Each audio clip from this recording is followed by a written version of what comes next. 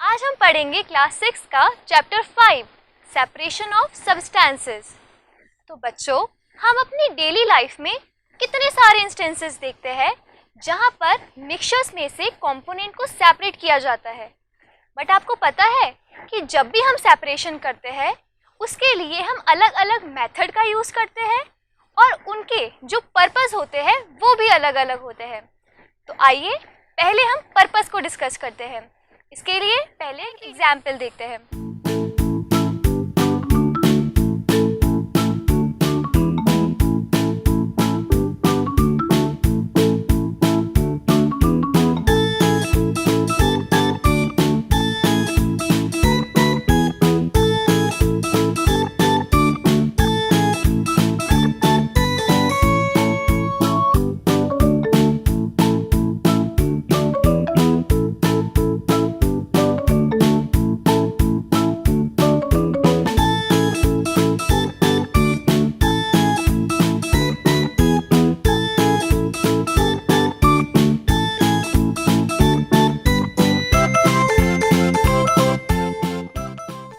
बच्चों, आपने देखा कि पहले पार्ट में चावल में से स्टोन्स को अलग किया गया।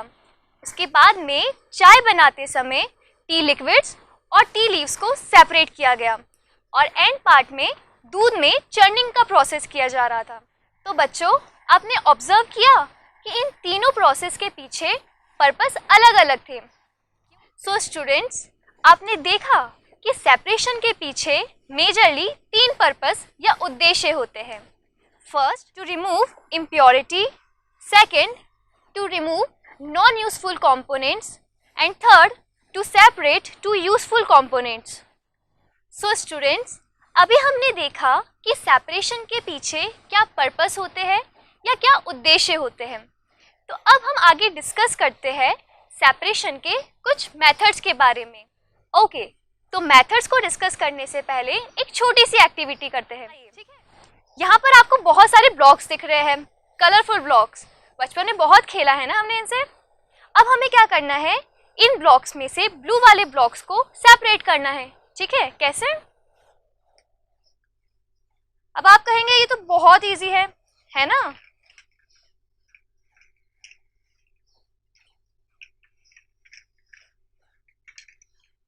सो बच्चों, आपने सोचा होगा ये तो कितना इजी था। इस मेथड में मैंने बस इन ब्लू ब्लॉक्स को उठाया और अलग कर दिया। तो आपको पता है ये भी सेपरेशन का एक मेथड है जिसे कहते हैं हैंड पिकिंग। बच्चों, अब इस मेथड को हम एक सरल भाषा में समझने की कोशिश करते हैं।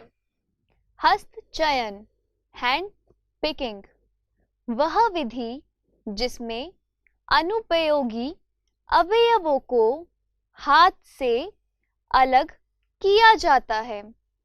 इस विधि का उपयोग गेहूं, चावल, दाल आदि के अनाज से छोटे कणों, गंदगी, पत्थर, भूसी आदि को अलग करने के लिए किया जाता है। The process by which undesirable components are just picked by hands. This method is used for separating small particles of dirt, stone, husk, etc. from the grains of wheat, rice and pulses. इसके कितने सारे example हम अपनी daily life में देखते हैं। जैसे चावल या दाल बनाने से पहले उसमें से छोटे छोटे स्टोन्स को अलग किया जाता है। अच्छा, तो हमने ये तो देख लिया कि चावल में से स्टोन्स को कैसे अलग किया जाता है। अब हम नेक्स्ट मेथड पढ़ते हैं। क्या कभी आप लोगों ने रोड साइड में पड़े हुए धान या गेहूं के बंडल देखे हैं? बच्चों, आप यहाँ देख पा रहे हैं कि कुछ किसान धान के बंडल को एक लकड़ी के पट्टे के ऊपर मार रहे हैं। जब किसान इस धान के बंडल को जमीन पे जोर जोर से मारता है तो उसमें से सीड्स और हस्क अलग हो जाते हैं। मतलब जो गेहूं के दाने होते हैं वो अलग और जो साथ में बंडल के अंदर जो हस्क होता है वो सेपरेट हो जाता है। बच्चों, अब इस मेथड को हम एक सरल भाषा में समझने की कोशिश करते हैं।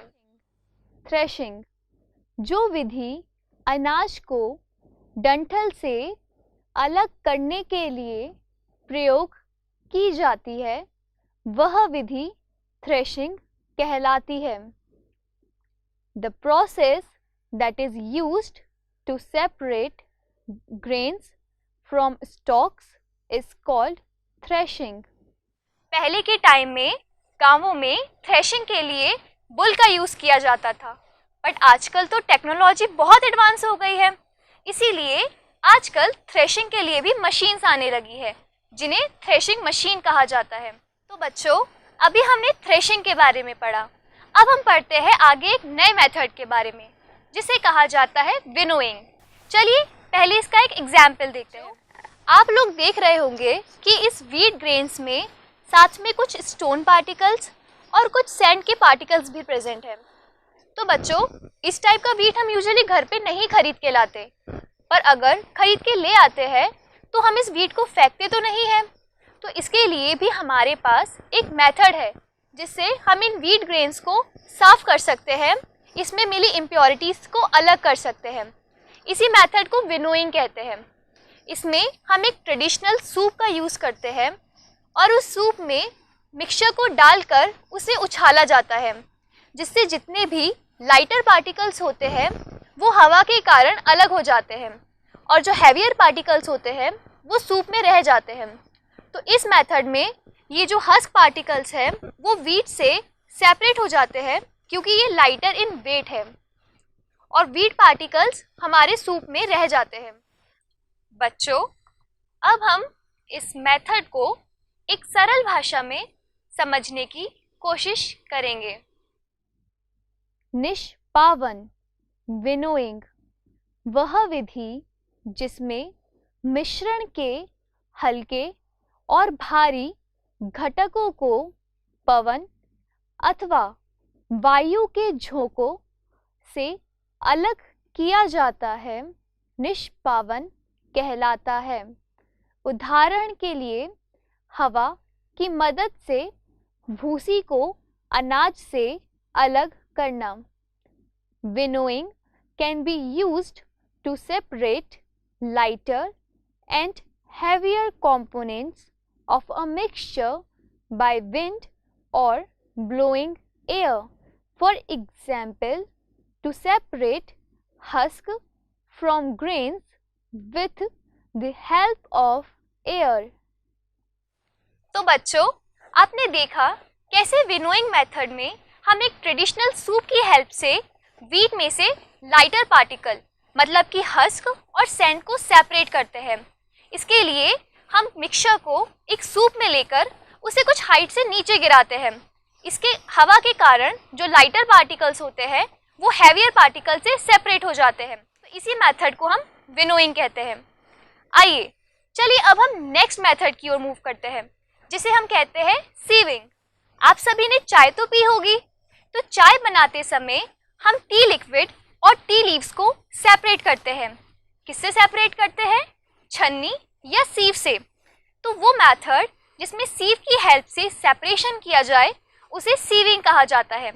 सीव में कुछ होल्स बने हुए होते हैं, तो जो पार्टिकल्स सीव के होल से छोटे होते हैं वो छन्नी या सीव से निकल जाते हैं और जो थोड़े लार्जर पार्टिकल है वो सीव में ही रह जाते हैं।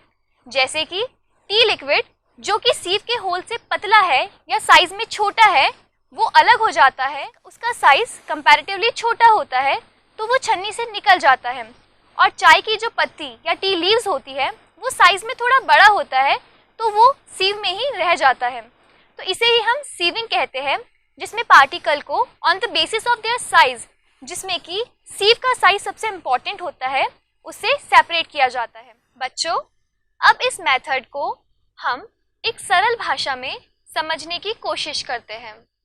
चालन, सीविंग, वह विधि जिसमें मिश्रण से आकार में भिन्न ठोस अवयवों को चालनी से पृथक किया जाता है, जिससे चालनी के छिद्रों से छोटे आकार के कण निकल जाते हैं।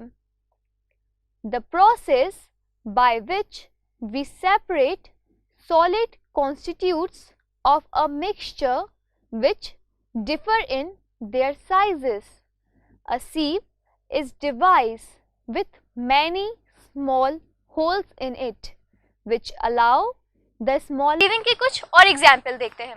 तो बच्चों, आप देख पा रहे हैं सीव यानी छलनी की सहायता से आटे को छाना जा रहा है, जिससे आटे में उपस्थित अशुद्धियां छलनी में ही रह जाती हैं और आटे के कण जो कि छलनी के छिद्रों से छोटे होते हैं वह छलनी से छनकर बाहर आ जाते हैं। बच्चों, यहाँ आप देख पा रहे होंगे कि मजदूर एक कंस्ट्रक्शन साइट पर सैंड में से पेबल्स एंड स्टोन्स मतलब कि रेत से कंकड़ और पत्थर को छलनी की सहायता से अलग कर रहा है। तो ये दोनों ही मेथड सीविंग के हैं, क्योंकि सीव के होल का साइज इतना ही है कि फाइनर पार्टिकल्स ही ये सेपरेट हो सकते हैं और जो हैवियर पार्टिकल्स या जो इम्प्योरिटी है वो उसी सीव में रिमेनिंग रह जाती है। अच्छा, तो बच्चों, अभी आपने सीविंग के बारे में पढ़ा। अब मैं आपसे एक सवाल पूछती हूँ कि क्या आप आटा और चॉक पाउडर जिन्हें मैं आपस में मिला देती हूँ उसे सीविंग की हेल्प से अलग कर सकते हो? नहीं। Very good. हम उसे अलग नहीं कर सकते। क्यों? क्योंकि चॉक पाउडर और आटा इनके पार्टिकल्स का साइज ऑलमोस्ट सेम है, तो हम इन दोनों को अलग अलग नहीं कर सकते हैं।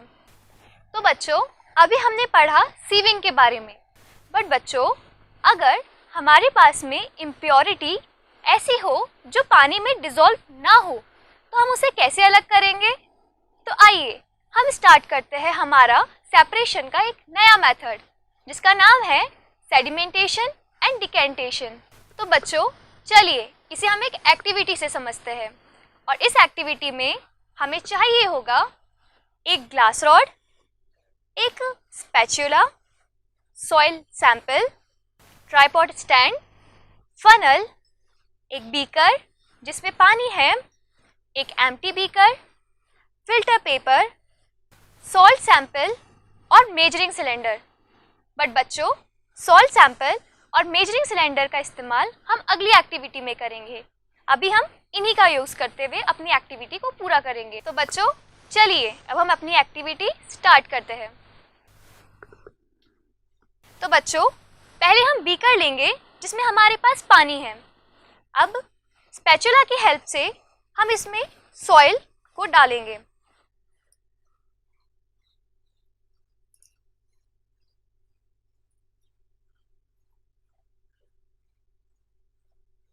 बच्चों, ये है ग्लास रॉड जिसका इस्तेमाल हम स्टेयर करने में करते हैं। अब हम इस सॉइल सैंपल को स्टेयर करेंगे।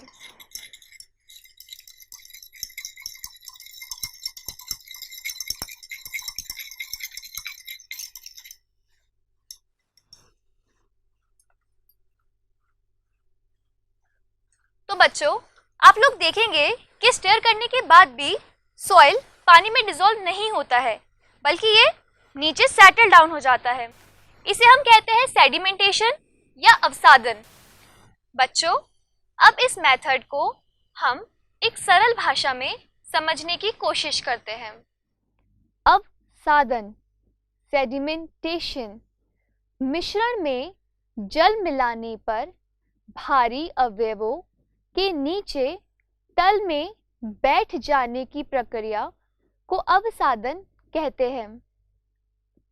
The process of settling down of heavier and insoluble components from mixture is called sedimentation. अब अगर मुझे सॉइल को पानी से अलग करना है तो इसके लिए मैं जो मेथड यूज़ करूँगी उसे कहते हैं डिकेंटेशन। तो बच्चों, अब इस पानी को सॉइल से अलग करने के लिए हम इसे डिकेंट करेंगे। डिकेंटेशन के लिए एक खाली बीकर लिया जाता है और इस बीकर को थोड़ा सा टिल्ट करके पानी को इसमें ट्रांसफ़र कर दिया जाता है।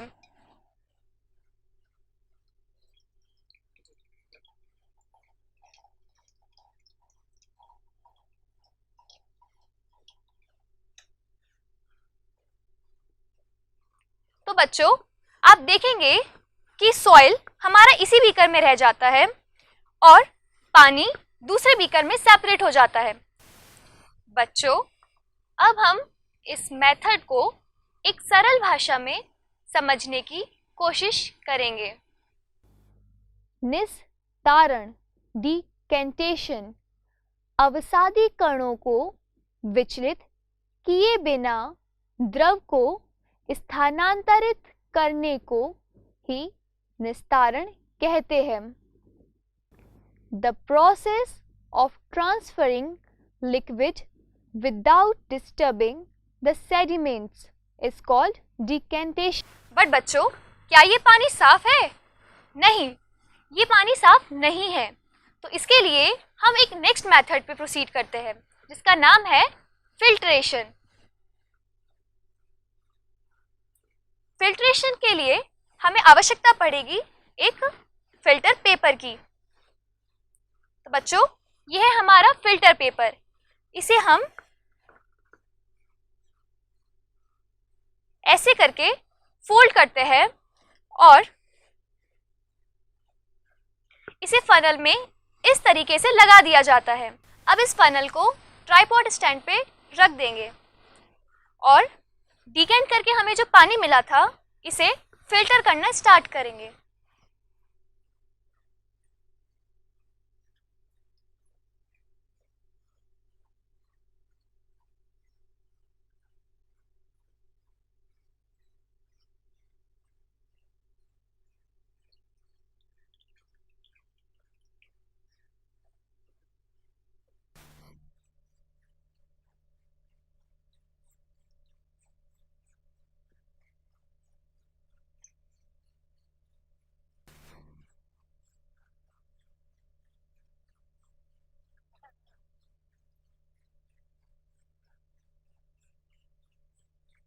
तो बच्चों आपने देखा कि ये पानी कैसे धीरे धीरे फिल्टर पेपर से छन के बाहर आ रहा है और एंड में हमारे पास फिल्टर पेपर में सॉइल पार्टिकल्स रह जाते हैं।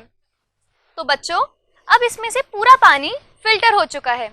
अब आप देखिए कि इस फिल्टर पेपर में कितनी सारी मिट्टी फिल्टर पेपर में ही रह जाती है और पानी फिल्टर होके निकल जाता है। बच्चों अब हम इस मेथड को एक सरल भाषा में समझने की कोशिश करेंगे। निस्यंदन फिल्ट्रेशन। निस्यंदन का उपयोग फिल्टर पेपर के माध्यम से मिश्रण तरल से ठोस कणों को अलग करने के लिए किया जाता है। फिल्टर पत्र के सूक्ष्म छिद्रों से ठोस कण नहीं गुजर पाते हैं। Filtration is used to separate solid particles from liquid by passing the mixture through a filter paper. Filter paper has pores in it that allow only liquid to pass through. तो बच्चों इस मेथड को हम कहते हैं sedimentation, decantation and filtration. जब भी हम पानी में ऐसी इम्प्योरिटी को डालते हैं जो पानी में डिसॉल्व ना हो सके तो वो पानी में सेटल डाउन हो जाता है। इसे हम क्या कहते हैं? सेडिमेंटेशन या अवसादन। जैसे कि जब मिट्टी को हमने पानी में डिसॉल्व किया तो वो उसमें घुला नहीं बल्कि नीचे बैठ गया। उसके बाद में हमने उस मिट्टी वाले पानी को डिकेंट किया, मतलब कि निस्तारण की क्रिया की। उसमें हमने पानी को खाली बीकर में निकाल लिया और मिट्टी उसी बीकर में रह जाती है। पर आपने क्या देखा कि डिकेंटेशन के बाद जो पानी हमें मिलता है वो साफ नहीं होता, उसमें मिट्टी के कुछ पार्टिकल्स रह जाते हैं। ऐसे में उसे हमने किस मेथड से अलग किया? फिल्टरेशन से। फिल्टर करने से मिट्टी के जो बचे हुए पार्टिकल्स हैं वो फिल्टर पेपर में रह जाते हैं, क्योंकि ये जो फिल्टर पेपर है इसमें बहुत छोटे साइज के पोर्स होते हैं जिससे पानी तो निकल जाता है पर मिट्टी नहीं निकल पाती है। इसीलिए फिल्टर के बाद मिट्टी उसी फिल्टर पेपर पे रह जाती है और पानी फिल्टर होके बाहर आ जाता है और जो पानी मिलता है वो साफ होता है। तो बच्चों, आपने देखा कि कैसे हम पानी में जो इम्प्योरिटी डिसॉल्व नहीं होती उन्हें कैसे सेपरेट करते हैं। बच्चों, आज के लिए बस इतना ही। हम मिलते हैं अगले भाग में।